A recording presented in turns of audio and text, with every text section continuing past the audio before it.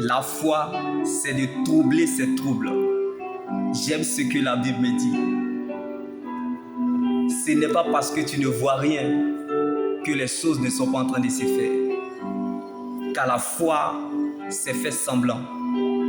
La foi, c'est esquiver le problème. La foi, c'est comme le cancer, là où l'on s'y attend le moins. Donc ce n'est pas parce que le caïman vit dans l'eau qu'il ne peut pas se noyer. Comme il y a des gens, vous n'en avez rien à foutre ou à cirer de leur vie, mais ils ont toujours de quoi dire sur votre life, parce que vous êtes la lumière de leur obscurité. Vous dérangez leur nudité, ils le savent. S'ils parlent d'eux, personne ne les écoutera. Donc ils préfèrent parler de vous pour se faire exister, pour se faire un genre, ou pour se faire entendre en se la racontant. Ça s'appelle de la médiocrité. Vous pensez qu'une personne heureuse va passer son temps à vous faire du mal? Comme David, victime d'injustice. Mais ses cris étaient des louanges à Dieu. David aimait tellement Dieu, à telle enseigne que Dieu était son berger et lui le mouton. Donc tu ne seras pas le sacrifice du diable au nom de Jésus, mais une offrande pour Dieu, comme David a donné son Salomon à Dieu et Dieu a pris la forme de ce qui lui manquait. Quand David parlait de l'Éternel est mon berger, je ne manquerai de rien. David ne parlait pas de l'argent, mais de la présence de Dieu est capable de faire pour toi ce que l'argent ne peut pas faire pour toi. Et il y a des situations qui nécessitent de l'argent, mais il y en a d'autres qui nécessitent la présence de Dieu. C'est ce jour-là que tu sauras que le Dieu que nous servons n'est pas un généraliste, mais un spécialiste dans le domaine. Si l'argent est la racine des maux, c'est que Christ est la racine des âmes. Mettons donc les caméras sur Jésus, car tu peux tout donner à un être humain, mais jamais il ne changera son cœur. Être en désaccord avec quelqu'un ne veut pas dire qu'on n'aime pas cette personne, mais on s'éloigne pour éviter les bêtises. Parfois, il faut laisser l'injustice en paix, car le temps et la vérité nous déchargeront de toute injustice. Le diable peut voler l'argent pour te donner, mais il ne pourra jamais voler un cœur pour te le donner. Seul Jésus est capable et peut ordonner à quelqu'un que tu n'as jamais vu afin de faire pour toi ce que les gens qui te connaissent n'ont jamais pu faire pour toi. Alléluia. Mais le ciel ne veut pas savoir si tu es riche ou pauvre, si tu souffres ou pas, si tu pleures ou pas, si tu sais lire ou écrire, si tu es vilain, vilaine ou pas, mais d'accepter Jésus, c'est tout. Que tu meurs riche ou pauvre, cadavre c'est cadavre. C'est aussi simple que ça. Alors arrête de te jouer les dangereux. Seul Jésus est champion. Alors acceptons le Christ afin de triompher de tout, même de la mort.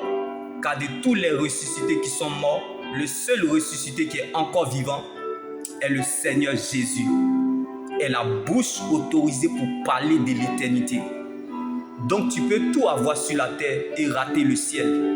Si tu n'as pas Jésus, tu auras perdu ton existence et raté ton éternité avec Christ.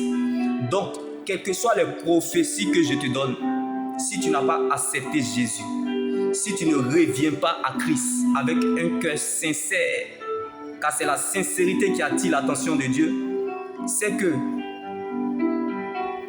et que tu ne marches pas dans sa vérité, c'est que je n'ai rien fait. Quels que soient les encouragements, les exhortations, les prophéties que je te donne, si tu n'acceptes pas Jésus, c'est que je n'ai rien fait. Mais ce que vous ne devez pas ignorer, alléluia, et c'est ça qui blesse. Prêcher la parole de Dieu, laisse-moi te choquer, c'est profiter de la sécurité divine. Alléluia, c'est une opportunité bien-aimée. Donc, tu ne peux pas combattre si tu n'es pas armé. Car servir Dieu, c'est servir les hommes. Alors malheur à moi si je ne prêche pas l'évangile, car on ne peut parler de l'évangile si on a été appelé. Celui qui vous appelle est fidèle, c'est aussi lui qui le fera. Je ne sais comment, quand ou par quelle méthode, mais je sais qu'il le fera pour toi. Alors ne cherche pas qu'il t'acclame. Ils ne pourront jamais t'aimer, car la base de la sorcellerie, c'est la jalousie. Donc apprends à apprécier d'être détesté, car la foi, c'est l'assurance. C'est la position. Donc assurément, l'Éternel te fera du bien, car la parole de Dieu est notre position. Donc tu n'as pas besoin des gens qui font semblant d'être là, car le seul regard dont nous avons besoin est le Seigneur Jésus. Si tu es apprécié du monde, c'est que tu ne vis plus pour Dieu, car celui qui pense trop à sa vie ne vit plus pour Dieu, car la recherche de l'approbation des hommes peut vous détourner de la voie de Dieu, bien-aimé. La gloire qui attire le regard des hommes vers les hommes, comme le roi Saül était assis sur le trône depuis 25 ans, mais Dieu n'était plus avec lui. Laisse-moi te choquer. Si tu marches avec Dieu et ce qu'on doit te dire, ça doit toujours te plaire, c'est que tu ne marches pas avec Dieu. Comme Dieu a nommé Saül et l'a rejeté plus tard par sa jalousie envers David. Ne dépendait pas, bien-aimé, de ce qu'il possédait, mais de ce que David avait en lui. La grâce de Dieu, la faveur de Dieu, la joie, la paix du cœur. Comment lui qui est assis sur le trône, avec tout ce qu'il possède, mais celui-là même qui n'a rien, a mis des moutons, mais sur lui, l'huile a été versée. C'est cet homme-là qui est devenu roi de tout Israël. Le royaume de Dieu n'est pas là pour épater la galerie, mais de dire la vérité. Dieu ne marche pas dans l'apparence. Dieu voit au cœur. Dieu n'est pas dans les émotions, les sentiments, les ressentis. Dieu est dans la sincérité. Comme Dieu a choisi David.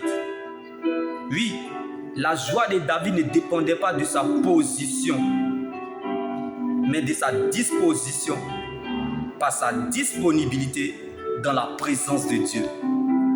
La gloire qui attire le regard des hommes vers Dieu. Comme Dieu a choisi David. Donc, si vous avez l'impression, comme la jalousie de Saül sur David, si vous avez l'impression que les gens vous attaquent, c'est qu'ils ont besoin de vous. Car lorsque le roi Saül avait l'esprit troublé et que David jouait de la harpe, Saül retrouvait la paix du cœur. Il en est de même. Si vous avez l'impression que les ténèbres s'agitent sur vous, c'est parce qu'ils ont besoin de vous. Vous dérangez. Vous avez quelque chose en vous qu'ils n'ont pas. Donc ils essayeront toujours de détruire ce qu'ils n'ont pas. Comme le roi Saül cherchait à tout prix à vouloir détruire David. C'est ce qui a trahi David. Il ne savait pas. Pourquoi le roi Saül tenait tant à le voir souffrir, à le faire, à le détruire. Je vous invite, ne gaspillez pas votre temps, vos énergies, vos efforts si des gens qui ne croient pas en vous. Sinon, ils vont vous enterrer avant de vous tuer, comme ça a eu dans la vie de David. Si les gens vous attaquent, c'est qu'ils ont besoin de vous, parce que vous dérangez. Ils voient en vous ce que vous ne pouvez jamais imaginer y avoir accès. À cause de la chose de Dieu, la chose que Dieu a mis en vous. Ils essaieront toujours de détruire ce qu'ils n'ont pas. Ils chercheront à te montrer ce que tu penses. Ils chercheront toujours à te rappeler ton passé. Parce qu'ils le savent qu'ils ne pourront jamais changer ton avenir. Car les critiques sont les réflexions de leur amertume. Donc ils pensent que vous ressemblerez à leurs cicatrices. Car une personne trop occupée à améliorer sa vie n'a pas le temps de combattre les autres. Donc la sagesse, c'est aussi comprendre ce qui ne mérite pas notre réaction. Car l'action de Dieu sera votre réaction. Le Dieu que nous servons n'essuie pas les larmes, mais il sèche les larmes. Comme lorsque le roi Saül avait l'esprit troublé et que David jouait de la harpe, bien-aimé, Saül retrouvait